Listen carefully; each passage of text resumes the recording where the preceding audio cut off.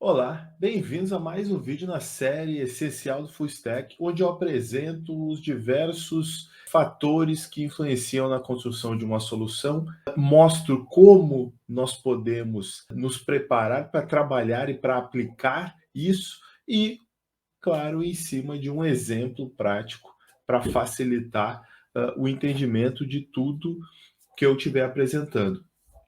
Além, é claro, de certa maneira, pescar algumas práticas que eu vejo sendo aplicada, né, que eu uso e que eu incluí dentro de um pacote consistente, de maneira a facilitar para vocês o aprendizado ou o estudo para quem quer, enfim, se tornar um full stack. Hoje, né, eu vou apresentar para vocês uma forma para se definir as camadas da solução usando os princípios de arquitetura limpa.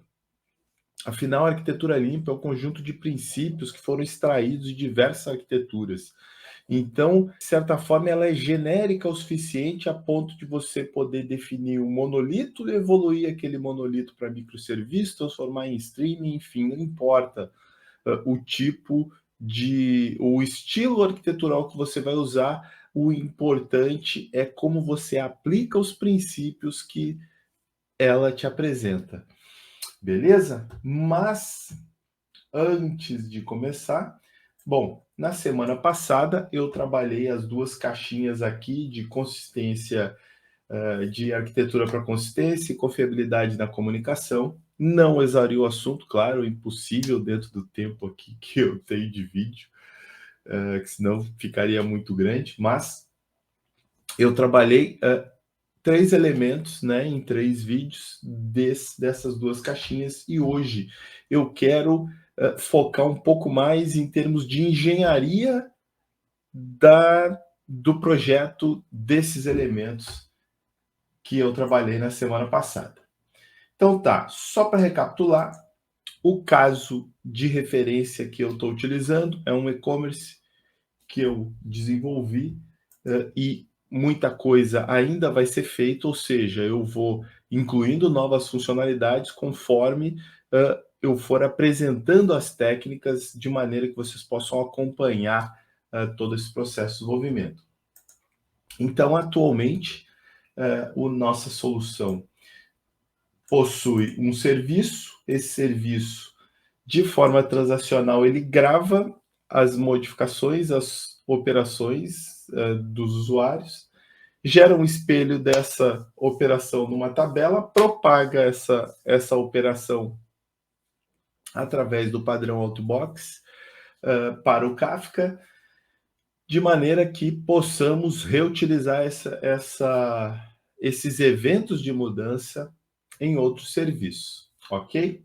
Partindo dessa base, antes de continuar, eu queria mostrar, poxa, quais são, o que orienta o Adriano a buscar esse tipo de construção, né? Então, assim, de certa maneira, ela sempre se baseia em alguma coisa para incluir uma melhora, né? Então, por exemplo, eu não implementei o Outbox do zero, eu implementei o Outbox usando, ou seja, eu fiz uma versão da implementação do Outbox que o pessoal chama de transacional. Ou seja, ele lê do banco as modificações feitas, né? Na verdade, ele lê do log de transações do banco as modificações gravadas pelas aplicações, né? De maneira que a gente fica com uma interface de consistência bem sólida, né? E não precisa se preocupar com gravar a última transação consumida. A gente consegue que o banco faça isso para a gente e a gente pura e simplesmente avise-o que, ó, consumir a mensagem, ou melhor, consumir o log de transação X ou Y e o banco se encarrega do resto. Em caso de falha, ele mesmo reenvia, né, essas informações. Então, mas por que esse pensamento de utilizar uma camada anterior como base para seguir com a camada ou a funcionalidade seguinte? Bom, aí vem do manifesto Craftsmanship, que apresenta os seguintes pilares. Em cima dos pilares de agilidade, ele apresenta os valores adicionais. Não apenas software funcionando, software de excelente qualidade. Não apenas responder a mudanças, mas agregar valor de forma consistente. Não apenas indivíduos e interações, mas comunidades profissionais. Não apenas colaboração com o cliente, mas parcerias produtivas. Beleza. Esses 4 valores seriam o quê? Software de excelente qualidade. É a busca pela excelência, ou seja, não é você fazer o software perfeito da primeira vez. É você gradativamente, pedacinho a pedacinho, sempre buscar uma forma de melhorar, considerando o que você tem e a condição que você adquiriu para desenvolver uma nova funcionalidade. E o que seria essa condição que você adquiriu? Dentro do craftsmanship, nós somos incentivados a estar sempre olhando para o mercado e para a comunidade a qual fazemos parte. E essa comunidade nós criamos e fomentamos o compartilhamento de conhecimento de maneira que o nosso mindset esteja sempre renovado. E ele estando renovado, nós conseguimos realimentar a forma da gente construir, ou seja, a gente melhora aos poucos, da mesma forma melhora o jeito da gente fazer a aplicação. Beleza? E a questão da resposta a mudanças, já é difícil a gente se adaptar, né, às mudanças de escopo, de priorização. E aqui, de certa maneira, o craftsmanship incentiva que a gente busque a essência daquela mudança para tentar se adaptar e antever o que vai acontecer através de parcerias produtivas com o cliente. Ou seja, no momento que você entra um pouco no processo do cliente, não no processo do negócio que você está implementando, mas no processo de forma mais ampla. Por isso, eu estou trazendo esse tipo de conteúdo para o Full Stack. Porque Full Stack é o perfil que ele não está tão amarrado no dia a dia da implementação da funcionalidade, mas ele está olhando para o negócio, assim, ele meio que está participando do desenvolvimento, implementando alguns testes, eventualmente integração, teste mais complexo, mais elaborado, mas ele tem um olhar para fora também do processo da empresa e da estratégia e as demandas que eventualmente podem vir, por exemplo, um e-commerce e a Black Friday. Poxa, vamos fazer uma parceria nova com um fornecedor que vai vender um produto que está assim com uma demanda, uma expectativa de demanda muito alta, né? E o full stack ele já está olhando para isso e pensando, poxa, como é que eu posso preparar a aplicação, preparar a solução para essa demanda que está sendo esperada. Então, essa é a ideia. O craftsmanship ele aproxima um pouco mais do negócio, do mesmo jeito, ele incentiva os profissionais a compartilharem conhecimento, sempre buscando novas informações no mercado, de maneira a melhorar, estar sempre aprendendo, a estar sempre melhorando, não ficar estagnado na forma de fazer, estar sempre buscando uma nova forma de fazer melhor e aí buscar a excelência na qualidade. Né? Então, e com isso, né, naturalmente, você está sempre agregando valor. Só que para fazer isso, não é possível agregar valor o tempo inteiro, digamos, está mudando o tempo inteiro, está inovando o tempo inteiro. Não, a gente precisa de critérios de parada, a gente precisa conseguir definir o pequeno passinho que vai ser dado naquele momento, porque a gente dá um passo e precisa certificar, digamos assim, solidificar aquilo, consolidar antes de seguir para um novo movimento. Então, hoje eu vou apresentar algumas ferramentas para a gente conseguir validar uma ideia, delinear uma ideia, entender de forma simples o que está acontecendo, o que precisa ser feito, né? E criar um modelo dessa ideia. E conseguir discutir um pouco mais acerca de como as coisas efetivamente vão funcionar, né? E para isso, eu vou me apoiar no C4 Model. O que é o C4 Model? Ele é como se fosse uma... não sei se posso trazer, mas eu vou uma UML simplificada. Uma UML que não é tão específica em termos do tipo de relacionamento, do tipo de objeto que está sendo definido. Ela está mais focada em falar no vocabulário dos que estão naquele nível de abstração que a aplicação está sendo projetada. Então, ele define 4 níveis, né? O primeiro nível é o de contexto, onde você discute a solução sem entrar nos detalhes. Sabe aquela conversa não técnica que a gente tem com o pessoal de negócio? Então, é exatamente isso, né? Ali se fala em sistema, se fala em usuário, se fala em funcionalidade, se fala em parceiro, e dá para a gente montar uma visão em alto nível da solução. Então, no caso aqui, eu montei a solução do serviço que eu desenvolvi e que eu estou explorando aqui com vocês. Nesse serviço é o quê? É uma venda de produtos, é um e-commerce. Ele tem 2 usuários, o cliente e o usuário do sistema, o funcionário da empresa, né? O usuário vai manter. Aqui eu já descrevo, né? Eu já digo o tipo dele, ele é um user, ele é um usuário do e-commerce, o que ele faz, né? Ele é funcionário da empresa com acesso ao estoque de produtos, ou seja, ele vai manter, ele vai fazer o cadastro disso. O sistema que eu estou desenvolvendo, ele permite a gestão de produtos e apresentação e venda para os clientes. E o usuário da ponta, o meu cliente, né, ele é quem compra os produtos, né, efetivamente, né, e o tipo dele é o customer. Eu tenho também a necessidade de um sistema de pagamento. Eu vou precisar consumir, né, eu estou optando por consumir um serviço de pagamento externo.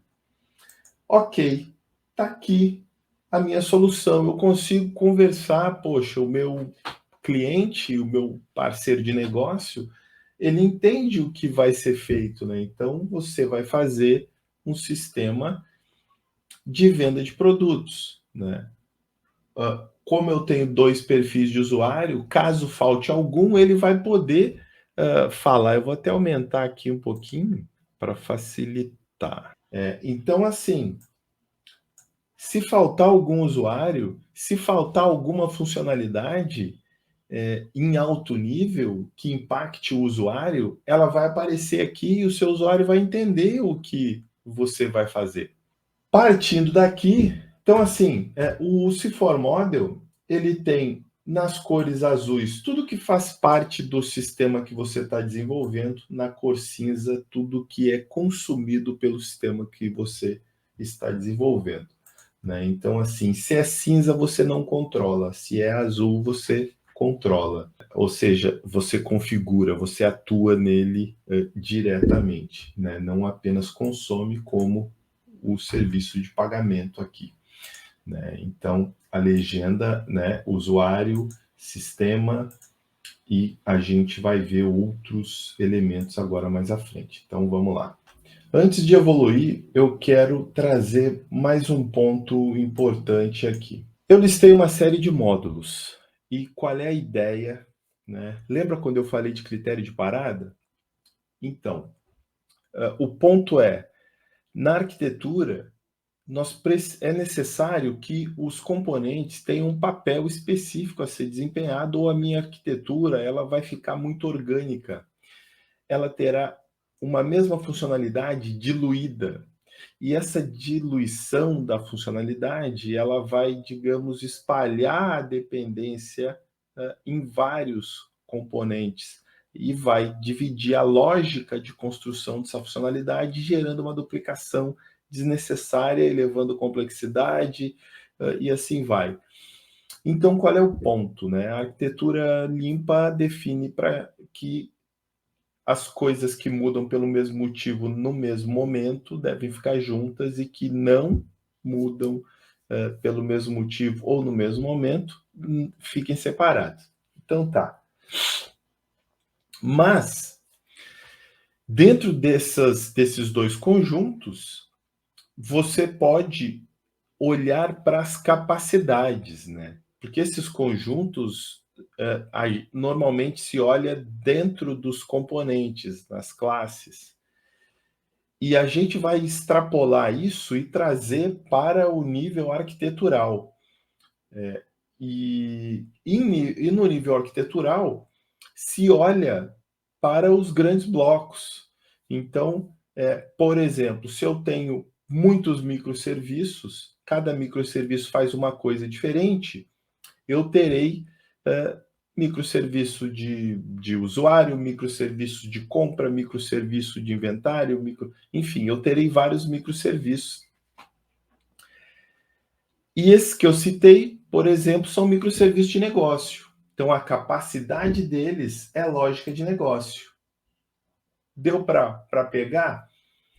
Para facilitar a visão de solução e eu criar um desenho macro, sem entrar no detalhe específico, mas conseguir visualizar a solução antes de poder mergulhar no desenvolvimento, é importante que eu consiga ver as diversas capacidades que eventualmente eu vou precisar para prover essa solução que eu prometi aqui no caso, né?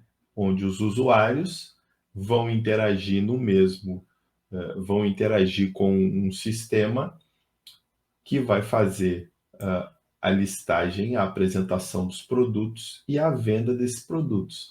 Então tá. Então, se eu tenho usuário, se eu tenho sistema, eu vou precisar apresentar esses dados. Da mesma forma, se eu tenho um sistema, eu tenho uma aplicação ou várias aplicações. Então, eu vou ter uma hospedagem, né? Pode ser um serviço auto-hospedado, né? Eu vou ter integradores? Eu não sei. O integrador, o que eu chamo de integrador? É aquele serviço que faz a ponte entre sistemas, como, por exemplo, o, o, o, a solução de pagamento interagindo com o provedor de pagamento. Serviço de troca de mensagem, se eu for publicar eventos do meu serviço, como hoje nós fazemos, né? Hoje eu implementei ali, eu pego as mudanças que ocorreram e publico essas mudanças. Mas, Adriano, para que isso? Está especulando. Por exemplo, fazer consultas na base relacional é muito mais difícil devido ao fato da gente ter que lidar com os diversos relacionamentos das entidades. Isso é muito comum. A base relacional, ela está lá para garantir a consistência das modificações dos objetos de negócio e não para prover facilidade de consulta de leitura. Então, uma forma, eu estou usando o sistema de mensageria para criar ou materializar esses dados com um outro layout, para transformar. Então, o sistema de mensageria pode servir para isso, como pode servir para integração, ou seja, o importante é a gente isolar a capacidade. Domínio, que é o que? A representação das entidades de negócio. Banco de dados, para armazenar, interface de serviço, API. Né? Se eu tenho uma apresentação, é interessante que eu tenha uma API para preparar os dados de uma forma mais amigável para ser apresentado ou consumido nessa interface. Ok? Dito isso, então, vamos para o segundo nível do modelo CIFOR, que é o modelo de container. E o que é feito no modelo de container? Então, aqui eu monto a visão dos elementos que fazem parte da solução que eu estou propondo. Então, eu peguei basicamente lá o meu venda de produtos online, que é o quê? Que é essa caixinha azul aqui. Eu estou detalhando exatamente essa caixinha azul. E essas setas, elas viram uma ligação com elementos específicos, no caso, as interfaces web que eu estou propondo que seja a forma de acesso desses usuários, dos clientes e do usuário interno. Essas interfaces vão consumir os elementos, né? Ou seja, o navegador vai consumir a partir de uma CDN, né? Então é outra proposta que eu estou fazendo aqui. Eu estou prevendo, poxa, vamos usar uma CDN para entregar esse conteúdo estático mais rápido para o usuário. Da mesma forma, os dados eles vão consumir da API RESTful, por exemplo, que eu vou implementar. No caso, eu já implementei isso. Então, eu tenho 4 containers, ou seja, componentes separados, a base de dados, né? Então, hoje já tem uma base, né? E essa base publica mensagens para o Kafka, né? Então, eu tenho aqui o Kafka previsto de uso, o banco previsto, a API prevista. E aí, se vocês observarem, aqui a gente já pode fazer uma análise de modelo de ameaça. Eu já posso ver como controlar o acesso do usuário, como controlar a comunicação entre o front-end e o back-end, como controlar que tipo de protocolo e falhas de comunicação entre a API e o banco, entre o banco e o Kafka, o serviço que vai fazer a publicação do Kafka, ele vai ficar na API ou ele vai ficar por fora.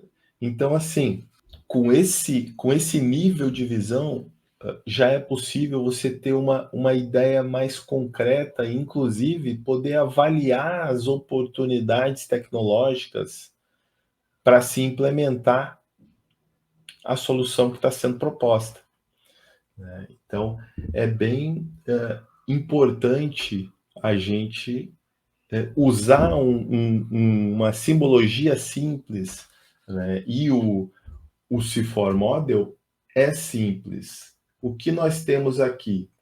Né? O componente, né? O container de serviço, aqui o navegador, né? Essa janelinha, né? É o navegador. O banco, aqui é um serviço de mensageria, né? Então, e são basicamente esses símbolos, né? Que se tem mais um aqui, que seria para microserviço, mas esse recurso aqui eu não vi no site do C4 Model, eu vou manter então os que eu vi lá na versão atual. Então tá, e aqui eu tenho uma versão mais detalhada, já mais técnica do que eu quero implementar. E aí fica muito mais fácil para se discutir isso dentro do time e se avaliar as melhores oportunidades para seguir pontos de início, cenários de detalhamento, né? E por aí vai. E já, inclusive, considerando até as outras dimensões da solução, né? A publicação, né? E a execução dessa solução. Se eu terei realmente containers individuais ou se serão apenas encapsulados aqui no monolito, né? Porque afinal o meu sistema ele está delimitado, né? Então eu tenho um escopo delimitado para essa solução. Bom, pessoal, não vou entrar no próximo nível, que é o nível de componentes, que define o quê? Define a estrutura dessas caixinhas aqui, ó. Dessas caixinhas. Então, para não elevar demais o tempo do vídeo e a complexidade, o volume de informação, né, o que eu mostrei hoje aqui, né? Então, é uma forma da gente representar de forma simples a solução que vai ser feita para o usuário final, né, ou cliente ou parceiro, os princípios que norteiam o que esse mindset de desenvolvimento, a forma da gente definir as camadas, né, com base em capacidades que você espera que a aplicação provenha, que a solução suporte, né, vai suportar mensagem ou não, evento ou não, né, se vai ser um monolito, se é um banco relacional, NoSQL, enfim, essas caixinhas, né, podem ser pensadas antes e depois elas são estruturadas aqui, usando o C4 Model, que é um modelo padronizado, né, que facilita aí a comunicação, o alinhamento, e já é um primeiro documento aí da arquitetura, da solução. Beleza? Bom, pessoal, então eu fico por aqui hoje. É isso que eu gostaria de mostrar e eu espero que esse conteúdo sirva clareando um pouco mais de como é o processo de projeto de uma arquitetura se embasando nos pilares de arquitetura limpa. Tem muito mais para ser explorado e eu vou explorar gradativamente, né? Essa é a semana do projeto, então tem mais 2 vídeos aí sobre projeto de arquitetura, onde eu vou tentar cobrir esses diversos elementos para acelerar o processo de desenvolvimento de vocês. Beleza? Bom, eu sou Adriano Ribeiro e esse é o Road to Agility. Valeu, gente.